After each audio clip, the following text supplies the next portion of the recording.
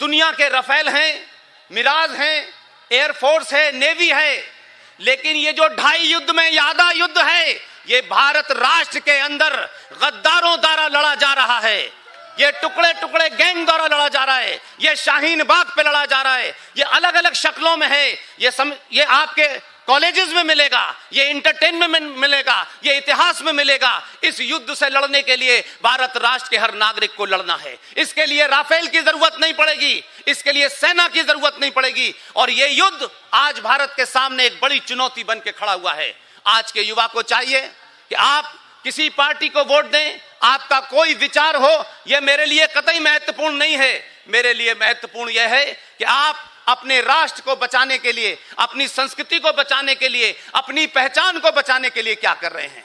क्या मैं पूछ सकता हूं, यह बात तो कही गई कि छत्रपति शिवाजी को जिस विश्वविद्यालय में मैं पढ़ा, वहां के एक प्रोफेसर ने भारत का इतिहास लिखा। वो जीवित हैं और उन्होंने लिखा Shivaji is a mountain rat.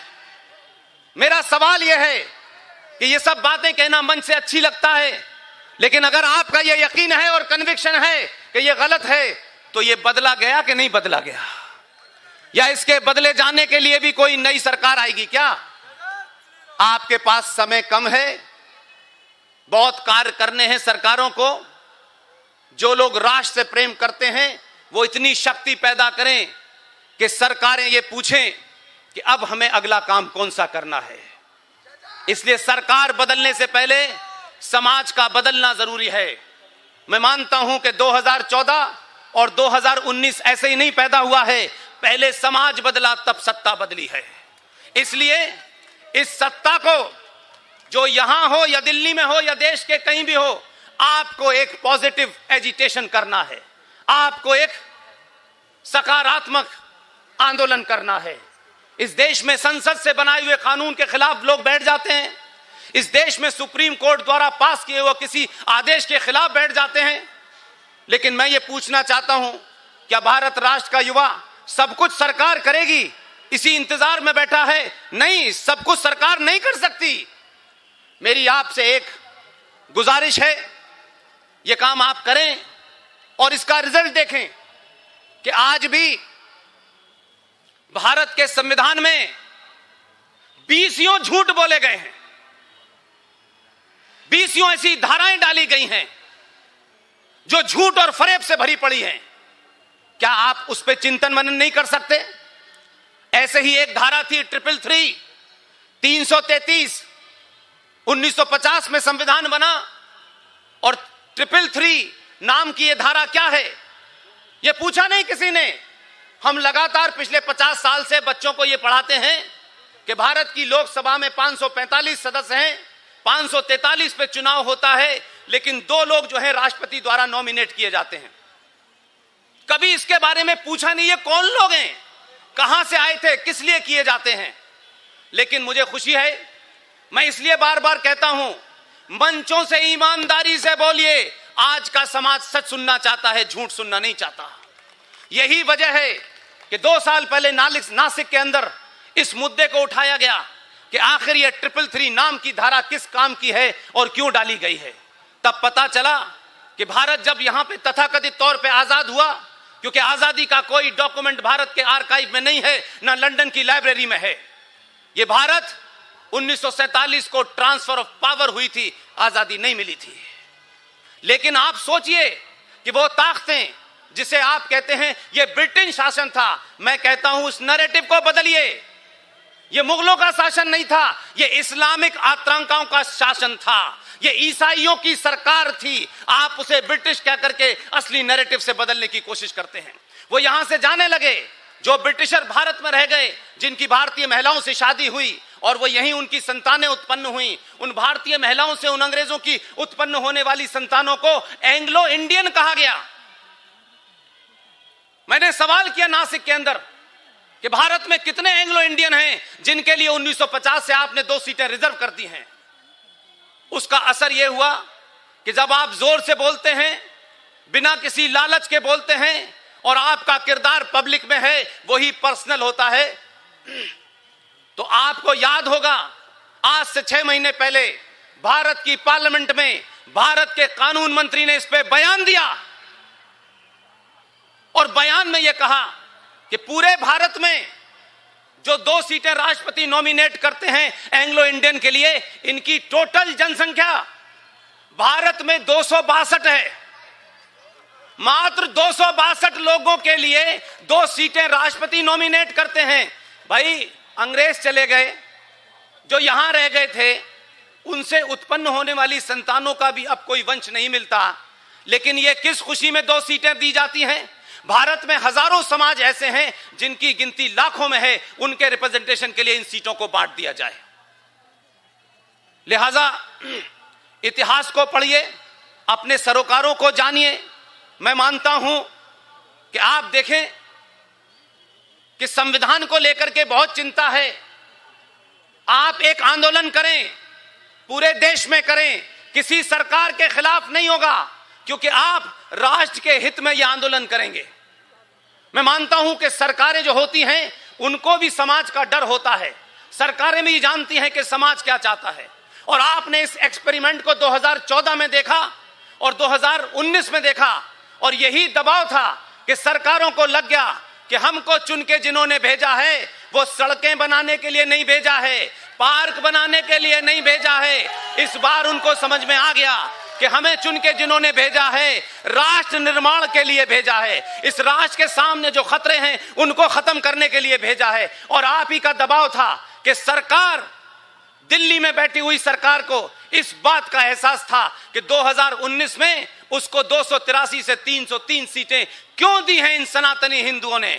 उनको पता था, इसीलिए उन्होंने वो कर दिखाया जो भारतीय संसदीय इतिहास में पहली बार हुआ।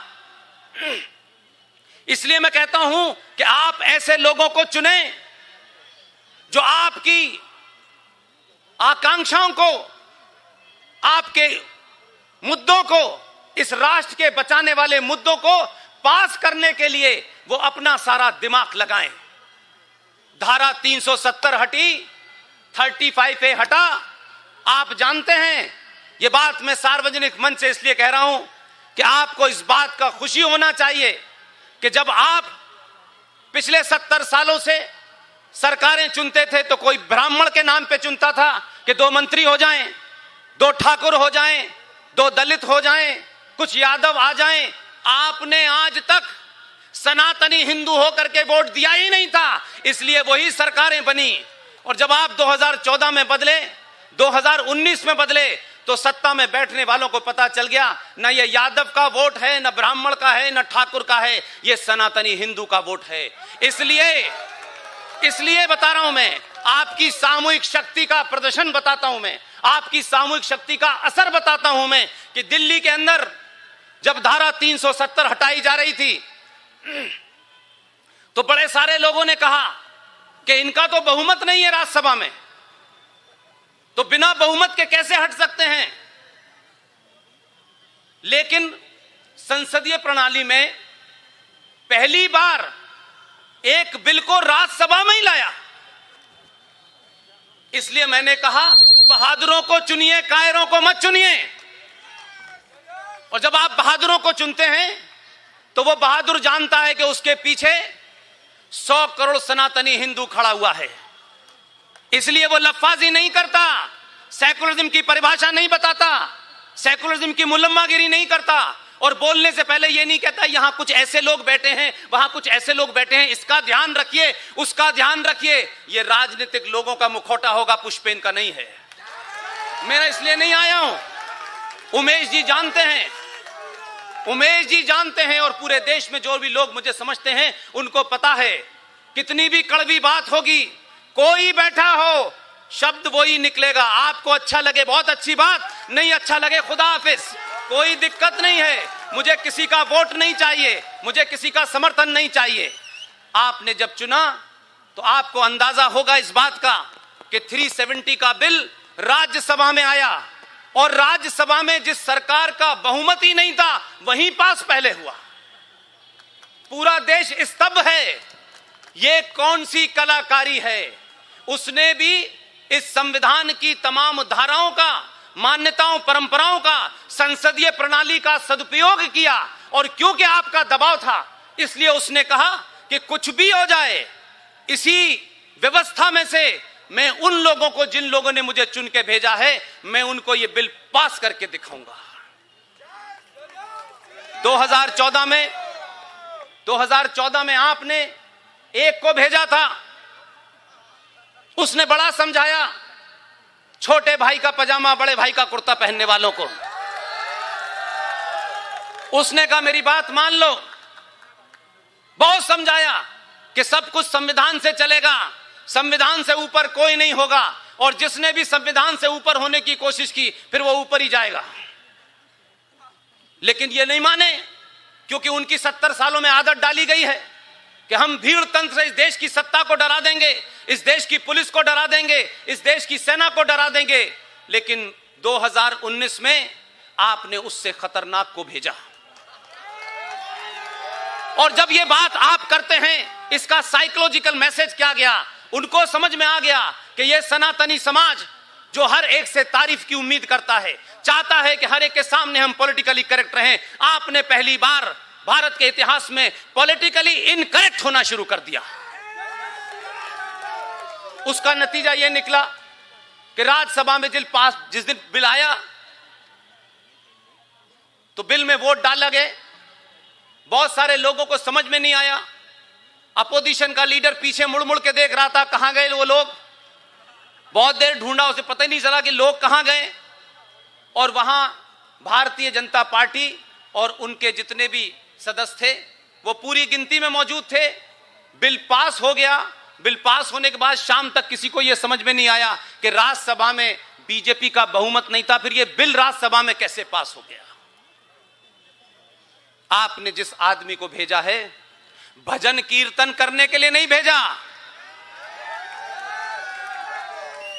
आपने जिसे भेजा है उसे मालूम है कि करना क्या है, समझदार है। इसलिए राजनीतिक लोगों से आप साधु वाला, संतों वाला व्यवहार की उम्मीद न करें।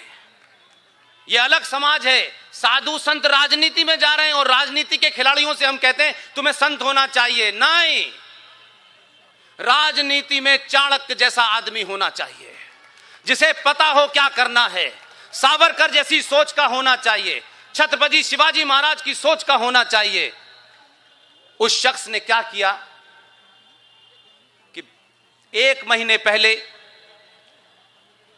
संसद की जो व्यवस्था है, उस व्यवस्था में भारत के नए नए चुने हुए, नए नए नॉमिनेट किए हुए मेंबर ऑफ पार्लियामेंट को बीच बीच में कि लखनऊ की नगर पालिका कैसे काम करती है, दिल्ली की नगर पालिका कैसे काम करती है, इसके अध्ययन के लिए कोई स्विट्जरलैंड डेलीगेशन जाता है, कोई नीदरलैंड जाता है।